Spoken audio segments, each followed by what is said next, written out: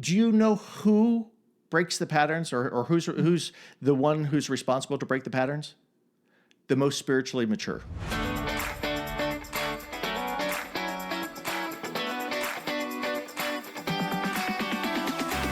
Your communication and your conflict is not your core problem. Your protective strategies are. That's right. Because when conflicts are rising, we think it's about the disagreement.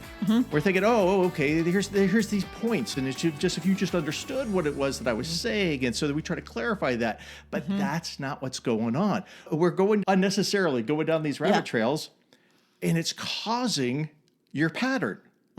It's contributing to that because something else is happening that you're probably not even aware of. And that's where we get off track. Yeah, and that's what we're going to talk about. I love that you just like, boom, we're going there. We're getting there. Right out of the gate. Because what we're going to talk about today are common communication issues, or what everybody thinks. And in an aspect, there is communication involved in conflict and all of that. Yeah. But it's not the root. It's not a matter of let's slap this communication skill, this new technique on this, and we'll be able to handle this issue. Right. Well, I think it's the confusion is people think it's the communication technique, or and yes, we need to communicate better. The what's tripping us up is we're communicating about the wrong things because we don't know what's really happening, and so we don't know how to better address the right things. Yeah, and that's so true. And that's what we're going to talk about. We're going to talk about common struggles we see all the time. All the time. You know, including in our own four walls. Sure. Fair. Yeah, the only difference is we're aware, and I don't know if that's better or worse sometimes, is we're aware of what's happening. Sure. Well, kind of, sort of, because the part of the brain that goes, oh, I probably shouldn't do that. You know, that when we get those loops and those patterns, that's not really beneficial. We probably shouldn't do that. It's a different part of the brain that goes, uh-oh, something's going on. We better get into that pattern. Right. And since you just went there with that, I will just bring this up. That's what happens is more often than not, most couples, they struggle with this. When they have conflict, they'll start off and then the conflict gets escalated by some degree. Sure. And you break that connection. And so there's a break in connection. And when you have that break in connection, you're now in your fight or flight system. Sure, yeah. And when you get there, you're no longer connected to your spouse, but you're 100% focused on yourself. It becomes all about self-protection. Right, absolutely. I'm smiling because we watch Love on the Spectrum, and I'm going to promote. I'll plug it. It's a good show. It is a good show. It's a good show, and some of the tools that some of the people share are really great tools. They're things that we talk about, and talking about. We use upstairs brain, but one of it wasn't Madison. Madison and Tyler. No, it was Abby. Okay. Abby, and she's saying, I just need to focus more on being responsive and using my smart brain and work on the smart brain. And I love that because that's really what it is. We call it the upstairs brain, but really it is. It's our smart brain because we use our reactive brain when we go into fight, flight, or freeze, right? And that's, we get dysregulated. If you've heard some of the other episodes, episode 130, right? We get dysregulated. We're in our downstairs brain. Now it's all fight, flight, or freeze. And I think people misunderstand how easily that happens and how quickly it happens and how often it happens. And so you don't get that's what's going on when we're having these disagreements. We just think, oh, okay, so I'm talking to you about something, and then I think that maybe you misheard me. And you're just not hearing me right. And if you just would have heard me right, well, then that would solve it. So no, hold on. You need to stop talking. You need to listen to me because let's just hear this out. Right? This is the problem. You're not listening. This is the problem. Yeah, and what we've derailed a long time ago if we're at that point.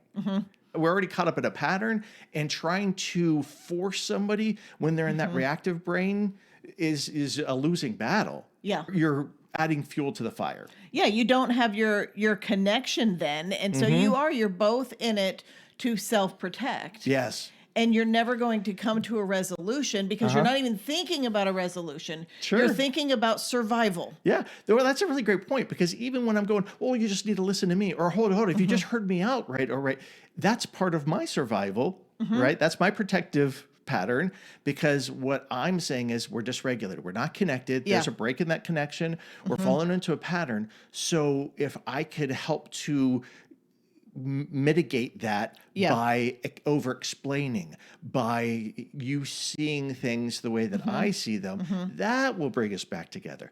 That will fix it. But the unknown factors are, I don't realize that I'm in that pattern. No. I don't realize that I'm dysregulated. And that's what's driving this desperation almost to force the issue. Yeah. Your goal becomes about the win for you. Instead of when we're going, I need you to understand me, we're not open to understanding them. And Yeah. and that is going to be a problem. And so that's where you get into these protective cycles, this Sure. cycle of protection, where all of a sudden you have conflict. It may start out simple, but then something happens, something is said, the connection gets broken. Right. You're both entered into your protective cycles, Yep. which can be very different. And we'll talk about some of them, because they're different, but Sure. they're also common. I mean, there's a handful of them that we're all doing across the board. But once we get there, it's really hard to make your way back until you realize this is where we are and we need to Right. stop that and restore connection. Yeah. Get a little reset in. That's right. And here's a very common scenario. And oh my gosh, I can't even count the times that we have done this ourselves and still do, because that's marriage. That is marriage. We don't have this mastered. We Yeah. are human. We are selfish. We fall into the same. Part of the growth cycle. Yes. Yes. And that's what also shows you, this is a sidebar here.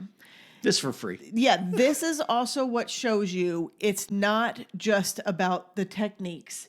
It's not just about what you know. It's not just about knowing the right thing to do. It's about being rooted in Christ and knowing Him and being anchored in Him, because that in itself changes our goals. Sure. Because all of this isn't about techniques. This is about ultimately spiritual maturity. Yeah. Jesus came because we cannot do this on our own. If we had, here's this formula, just do this, here's this technique, then we could do that in our own strength. And that Right. ain't it. No. No, it is about relying and having a complete surrender dependence upon the Lord to do this stuff. Yeah, Because abiding we in know the Him. skills. We know them very well. Right. But my humanness, my woundedness, my selfishness will easily kick them to the side. Oh yeah. Well, just to take that a step further, right? Because if we had the heart of Christ, if we're abiding in Him and we're connected with Christ and have the heart of Christ, well, then now we're looking at our spouse in ways that Jesus would look at them Yeah. and see them. So when they are in their patterns, they're probably hurting.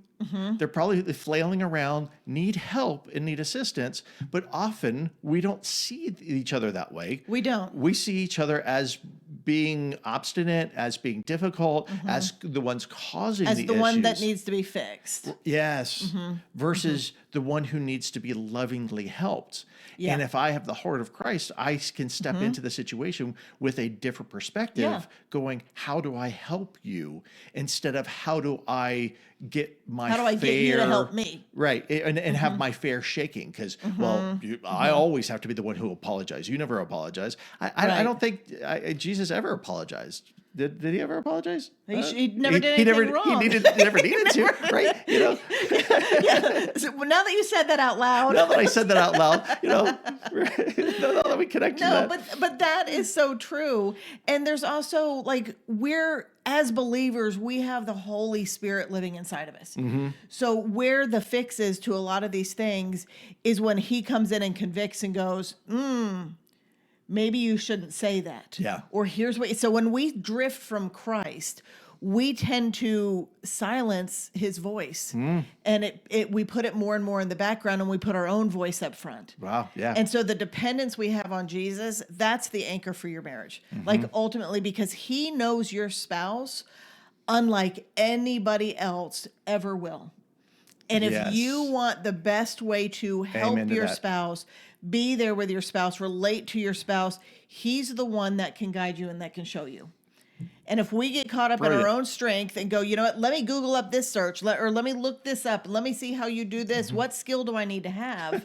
we're letting go of the greatest strength we have in our marriage, and that's the Lord's. Yes. So all that was a big sidebar. Well, and I was saying, well, it's An even longer sidebar. We'll go longer, right? Because James 5 is talks about these desires that we have in our hearts. Isn't that what's causing the problems? Yeah, because we're having our own needs. We're trying to because we're in this protective mode. It's all about self-protection, and it's you versus me. And when it's you versus me, there can't be a we.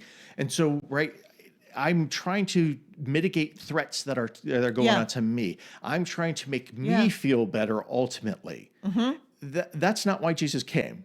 No. Right. So James talks about that. He came for you, but he didn't come for you. There's a difference. Right. But James is talking about that. It's our own struggles. It's our own desires that are causing these quarrels. That's going through there.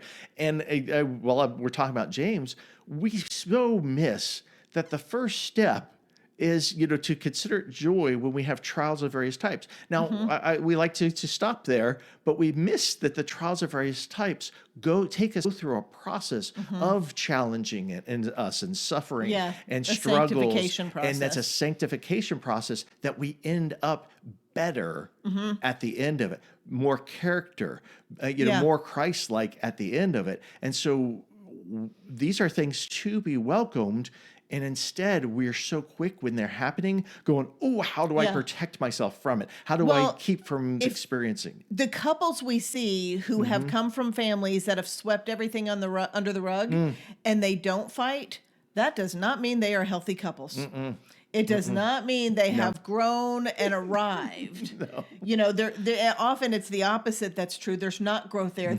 They don't have conflict because they're absolutely horrified of it. Yeah. Because they don't have any kind of strength or wisdom or even knowledge to get through it. Right. But we have to practice these things. We have to get good at how we have conflict. Absolutely. Yeah, and so never going to get too good at it if we're not going to enter into it. I'm not saying dive. We're not saying dive in head first. No, saying, there's a healthy way to have it. Start to ease into this stuff. Get practice, right? It goes back to like running a marathon. You don't want to just show up at the starting line at the start of the race. You want to be practicing. The couch to 5K, and then work your way through that. Yeah. And for some of us, that's like really hard to do because as soon as conflict happens, it's boom, breaking connection, we're spiraling. Yeah. How can I not feel this feeling? And that's what happens. So now, sidebar aside, now what I was going to talk about is this common theme that happens. And this is the one that happens today, but happened a lot in the past. I know for sure it happened a lot in the past. There's like a pattern that happens is you will start off with the point. You're arguing about a point. Yeah. And for simplicity's sake, let's talk about the point is you forgot to take out the trash. You said you were going to take out the trash. You didn't take out the trash. Now, how you might respond to that might be and would have likely been a little defensive. And now my response to that is to protect myself again. And now I've moved off the point and now I've looked for something adjacent. Right. So now you didn't take out the trash, but look at the dishwasher. You said you were going to do that. And you said you were going to pick this up or get this from the store. And you didn't do that. So now it's the trash and this stuff. And then we're in that unhealthy cycle. So now we're leveling up and now we're moving to something historical. And now it becomes, you never do what you say you're going to do. Right. You didn't do this time. And back in May of 1997, when you had that yellow shirt on, you said, and you didn't. So now we're in the historical aspect of it. And then it moves on to character attacks. Yeah. You are so lazy. Yeah. Or undependable. Yes, you're not reliable. You lie. You do all of these things. And so you start off in a place where you could have healthily dealt with the issue at hand. Sure. Which is the trash got forgotten. But what often happens is we instantly self-protect because to a degree, you didn't take out the trash like you said you would. That feels very much like an accusation when we're not aware of our own protective mechanisms we use, our own protective strategies, we instantly receive that as criticism. How well do you handle criticism? If I tell you forgot to do this, you said you would. I know what your go-to answer is, but what is one of your protective things you do? Well, sometimes it's it's fix it mode. Oh, let me do that now. But other times it's I was doing this first, right? I'm deflecting. I'm excusing. I'm defending why it wasn't got done. I've been busy all day. Yeah. Yeah. And then what happens is because he will get defensive and I will escalate. Yeah. Because now I'm on the mission to go, you're not listening to me. You're not hearing. Right. You don't, because that's I'm not my taking own it. thing. I'm not taking it seriously. Yes, and that's my thing, is feeling like I don't matter. And so I will concoct this whole rapid fire story in my head that I haven't even consciously thought about, that says, you didn't take the trash out because you don't care about me. Yeah. You don't care that I needed that done or that I'm doing all these things. And so your defensiveness instantly triggers that. And your defensiveness tells me, yep, he does not care. Sure. Or even if I minimize, well, it's not that big of a deal. It's not that full. Just you can push it down some. You still have room to push it down, right? Because I'm escalating right now, which is you saying because that. look at your big emotions you're coming at me with. You've got these big emotions, and so I've got to convince you that the problem is how you're seeing it. Yeah. You're seeing this like it's a bigger deal than it really is. You're making this a big deal. And right? Because you always make things a big deal. Yes. Because you've made this a big deal and that big a deal, and you always make a big deal because you just get off. Oh, you're unhinged. Yeah. Like that whole boom, boom, boom, boom fell right down the stairs. It's these stories that we're telling ourselves, right? And that bring or cause us to show up different ways, right? So because of that, well, let me convince you it's not a big deal. Because if your thoughts are believe that it's a smaller deal, well, then your feelings would get small. Yeah, and then everybody could just take a breath, right? But now since I'm minimizing this situation, I'm minimizing you. Yeah. Because I'm invalidating you, right? So now you've got to convince me. You've got to let me know that, no, this is a deal. And so because I'm trying to make it smaller, you make it bigger. Yeah.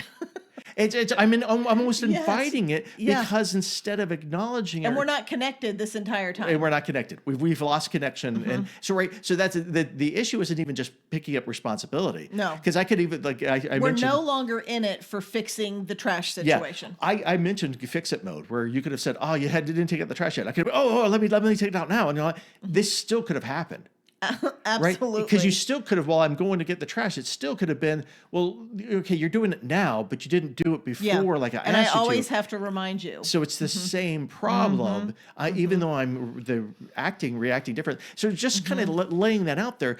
So here's some different things that are happening, but still the underlying is the same. Yeah. It didn't change the underlying. And I'm still, let me fix that. Let me get it now. Is still kind of saying, it's not that big of a deal because I'm getting it now. Right. So you could just calm down.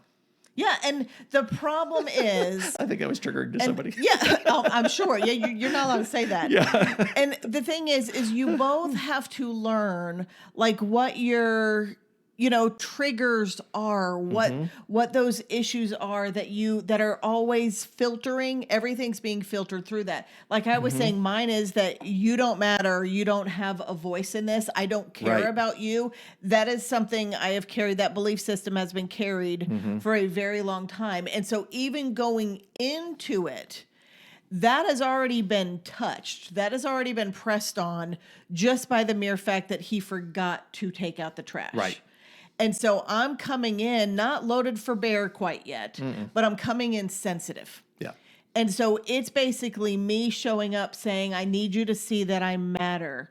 And you not taking out the trash tells me that you don't see that. Yeah. Not being dependable even is saying that I don't care enough to be there and show up for you. Yes. And when you know that, you can talk about that. And so when the trash does get brought up and whatever he brings to the table, I can have this awareness knowing it makes me feel like I don't matter when I ask you to do these things and you don't. Right.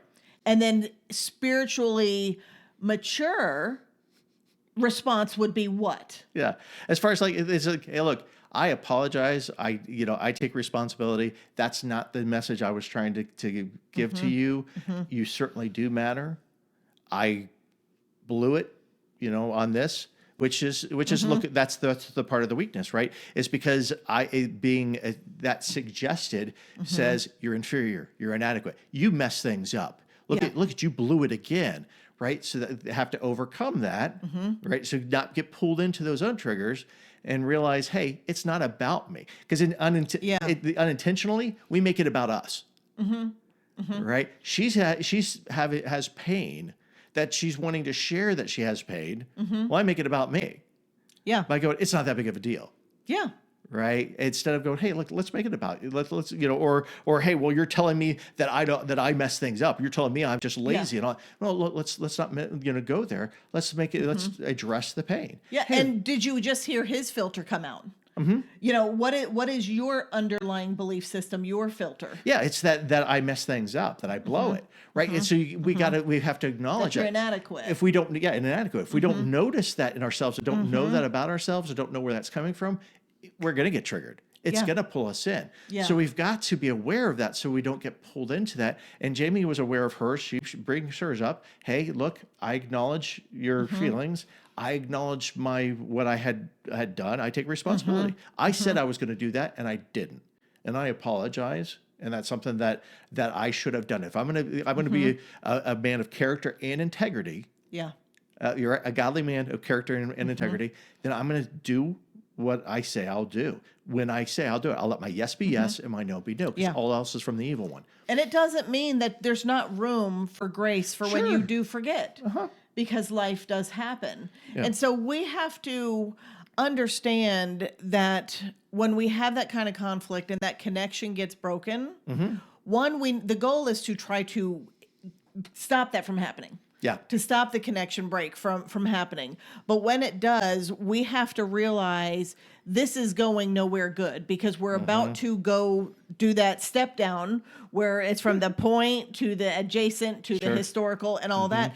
That takes you nowhere good. Vertical descent. Yes, vertical descent. And so we don't want to go there. But if you start going there, you have to realize we're falling downstairs, and we've got to stop this, and we're going to regroup. I want to talk to you about the trash later on, when we can think about this, when we can come back in more of that upstairs brain and have the real conversation. Smart brain. But there's things that we trigger each other in our conflict, and that's the issue. And the primary issue is these protective strategies we've chosen. They do not work, because in my world, and here's some different things like escalation. That's usually a conflict reaction. Right. That's me. I'm the escalator.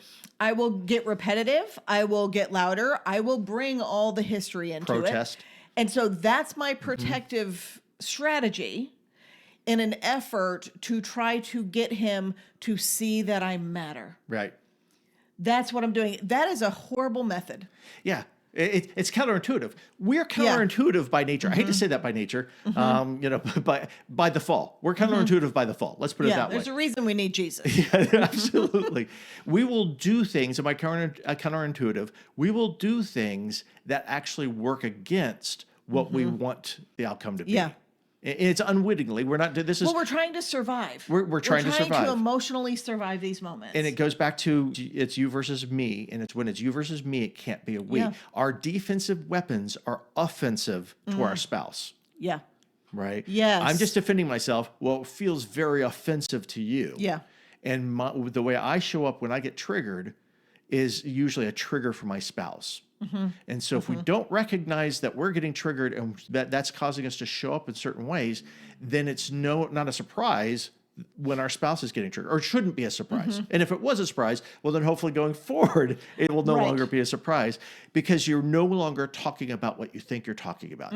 You got off the track someplace. Yeah, you have a longing that you're looking to have met, and you are going to fight for your cause. Yes. And your cause at that moment is not about the solution in the marriage. Yeah. It's not about resolution for both of Sure. us. Ideally, it's reconnection. Ideally, it's for you all to go back together, which is, it sounds really weird in the ways that you said, the protesting, the escalation, and all that. Because if I see that you matter, if I can break through that and see that, oh, that's what you're really, you're just, it's a cry for connection, then it's different. But it usually doesn't look that way. No, when I'm ramping up, that makes him want to defend Sure. or go away. Or shut down, And then yeah. in your area over here, the defensiveness, oftentimes behind defensiveness is shame. Yeah. Is feeling inadequate, is what I'm defending myself to prove to you that I am adequate, to prove to you that I am good enough, because I'm feeling like no matter what I do, it's never going to be good enough for you. Sure. Yeah. And look, if you've ever heard your spouse say that, it's not that, well, because it's probably in the heat of an argument. And it's not just because you're arguing and because they're looking for ammo, so to speak. Yeah. It's that they really feel that way. They tend not to bring it up unless you're arguing. Right. Versus Right. when there's downtime going, hey, look, there's some times where I feel like my best isn't good enough. Like I do things and it doesn't seem like it's mattering or making the effect that I want. And then we talk about that. We talk through that and try to come up with some strategies going, okay, what's going on? And we talk about our feelings that we're feeling and not just the things. How can I help you when you're feeling that way? And recognizing when my spouse gets defensive, here's what's really happening. So it would be it's my responsibility when I'm escalating to know, oh, that's a faulty method I'm choosing. I'm better off saying, it makes me feel like I don't matter when you do this. And then you have the responsibility of going, that's her thing. That's her difficulty. That's her when we prayed before this episode, you were bringing up Isaiah, to how Jesus comes to bind up and heal the brokenhearted. Right. We're to be like Christ in our marriages. Yes. And so in that moment, when you see that, and there's a reason why I feel like, why that hurts me still, feeling like I don't matter, that's opportunity for you to enter my life and help bind up my broken heart. Yeah.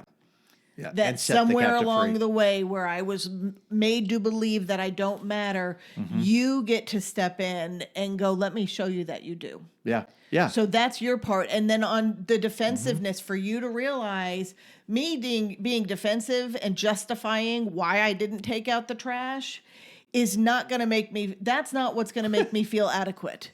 But asking my wife or telling my wife when you are feeling that way, it's like, I want to defend myself right now because I don't feel like I'm being good enough. Yeah. I feel like you are disappointed in me, and that is like a triggering thing to me. Right. Your responsibility to own it so you can kind of stop it and nip it in the bud. And my responsibility to go, you're trying, and this is really hard for you. So how can I be there? Because there are things that don't look like they should. Our protests don't look like it. What do you want to say? Yeah, I just want to say that was a good point where you're trying. Say that. Please say that. If you're seeing your spouse trying or they do something different in a positive way that they normally don't do, even if it's just them sticking it out through a conversation, through a tough conversation where they normally would have shut down and walked away, please recognize and say it. Yeah. Mention it. Yeah. This builds new patterns. This builds new pathways in our brain, and it will build new patterns in your relationship. And so these little things of appreciation actually do hit a little dopamine, and it will change and disrupt where the negative flows that are going on. So and it brings please, that connection back. and it brings back connection. Just we were watching a video where a couple were having a disagreement.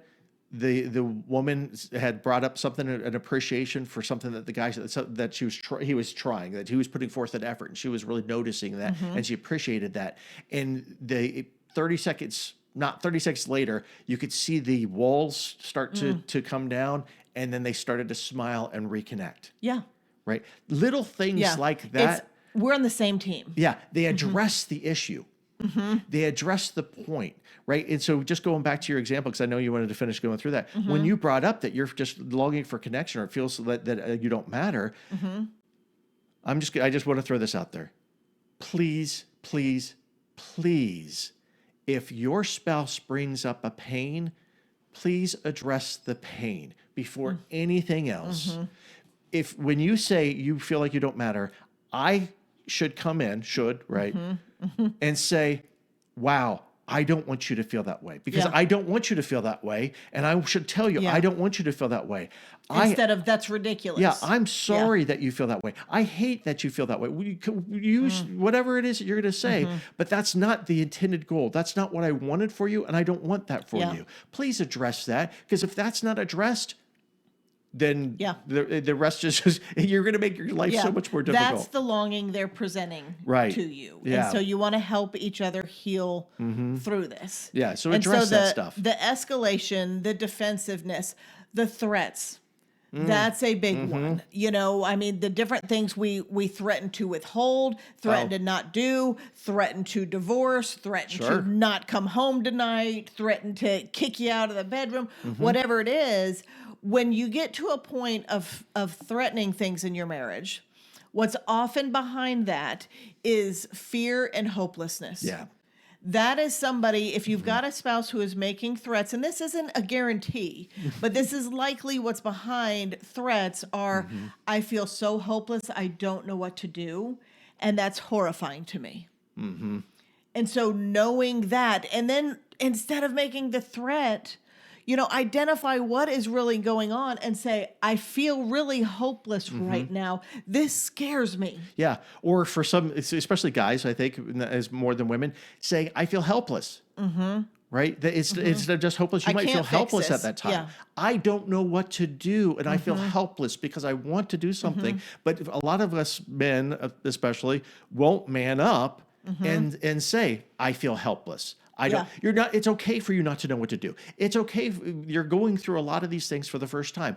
There's not there is a book, it's the Bible, but right, there's not a lot of step-by-step out there for us, to train us up to overcome every single obstacle. We have principles. No. And even if there were, you're talking about women as a collective, men as a collective, but we're individuals. And that's where it goes back to following the Lord in this. Yes. Because he individually knows your spouse. Right. And so even if you read a book, we write marriage books, but it doesn't mean 100% of the time this is going to apply in your marriage. Great point. And it also doesn't mean, even when it's good, solid biblical truth, it doesn't mean you're going to get the timing right. It doesn't mean that's what they need right then. Right. And so that is where it's important, you know, to... One of the things we're called to be are the hands and feet of Christ, right? And this, how can you be the hands and feet of Christ? Well, you need to know what he would do, and you need to abide in him, because if you abide in him, you can bear much fruit. And so, then you start to gain the heart of Christ. And since you were, to your point, again, he knows your spouse. He knows what they need right now. That gives you more resource to enter into this. Better equipped. Yeah, because part of his plan for binding up the brokenhearted is your spouse. Yes. He wants to use us in one another's lives in that manner. Yeah, the growth and healing. Yeah. So those are a few of the things. And another protective strategy people use is they shut down. Sometimes, like, I will escalate, and then I will completely shut down and go, you know what, never mind. And that shutting down is so evident that your spouse is overwhelmed or emotionally flooded. Yeah, one of the things that people tend not to understand is if your spouse doesn't always have to leave the situation to, if they just look like they're glazing over, right? They're probably overwhelmed and they've shut down as a protective measurement. But if you were to take their pulse, it's racing. Right? There's an internal flight that's going on, that because there's an overwhelm, it's causing them, or it's that freeze. It's making it hard because I don't know what to do. I don't know how to take anything else in. And so I just need to escape the situation because things are just falling apart. Yeah. And we have to learn how to identify what's really going on in us so we can communicate that instead of picking up these faulty methods and trying to communicate things that there's no chance our spouse is going to get. If I'm coming at you, listing all these things, escalating, you're not going to go, oh, wow, she really needs to feel like she matters. We're not going to get those things. And so if you go into a boxing ring and the opponent's coming at you swinging, it's hard to, you're not going to think, oh, they need a hug. You're not. And so here's the deal. We want to be in marriages with spiritual maturity. Yeah. And that's what that comes down to. And spiritual immaturity is a lot of reactivity. And that's all about, how do I protect myself? Sure. How do I win? And how do I prove my point? We go to that place by default when we get emotionally dysregulated. Yeah. When that disconnection happens, that's why we need to stop it, because else we will do that vertical descent. Yeah. And so that's not spiritual maturity. Yeah. And these aren't premeditated plans. We're not going there going, No. oh, I know what I'm going to do next. No, they're reactive. yeah. I mean, all self-protective. Just it's absolutely. that part of your brain that goes, this will keep you protected. Yeah, This will mitigate this will help threats. you survive. Yeah, But spiritual maturity, that is when we can go, what is happening inside my spouse? And when I can say, he just got defensive, what's going on, babe? Yeah. What are you hearing me say in that? Why are you so defensive? Yeah. Now It's I'm like setting you up to give the real honest answer, because I've leaned in with curiosity. And so it's about asking, what pain is my spouse trying to communicate poorly? Sure. Yeah. That's a great way to put it. That really is a great way to put it. And how can I remain anchored instead of reactive when you do show up with defensiveness, or the same for you when I show up with emotional escalation. So what does that 1 Corinthians love require of me right now? Yeah. So it's not, what do I need? What do I deserve? What's going on in me? It's shifted to you, which is also shifted to us. Yeah. Do you know who breaks the patterns, or who's the one who's responsible to break the patterns? The most spiritually mature. Most spiritually mature is the one who steps in and goes, all right, let me enter in this the way that Jesus would want me to enter into this. Yeah. Yeah. And that's what we need to do. And so you don't want to be stuck in these patterns. So why don't you go ahead and pray, and then I will wrap us all up. Sounds great. Father God, we are so grateful that you are not done with us, and that you use us in each other's lives, that we're a resource for one another, and that they're a resource for us, and that you want us to be the hands and feet of Jesus, that you want us to become made more into the image of Jesus, your Son, and you made a way for that.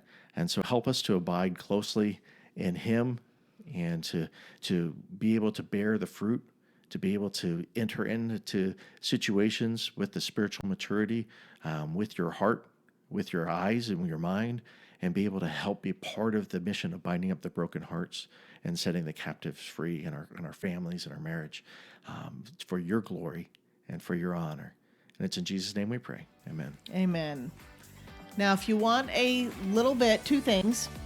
If you want a little bit of help with this, we have a worksheet for you. It is a simple worksheet, and it's for you to go through together, do it separately, and talk about it. It's what I show versus what I need.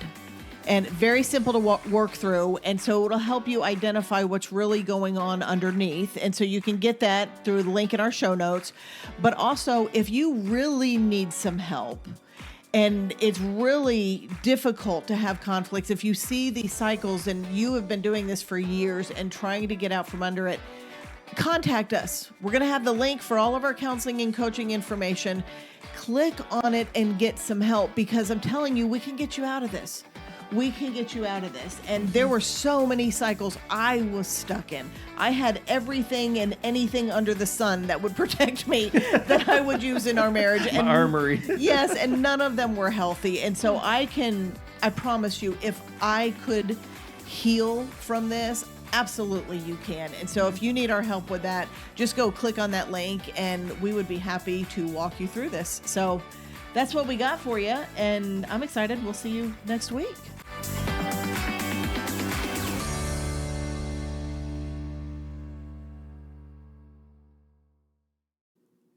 Okay, great. Did you hear the dog? I think it's fine. Jingle. Yeah, I think it's fine. Sound like it too.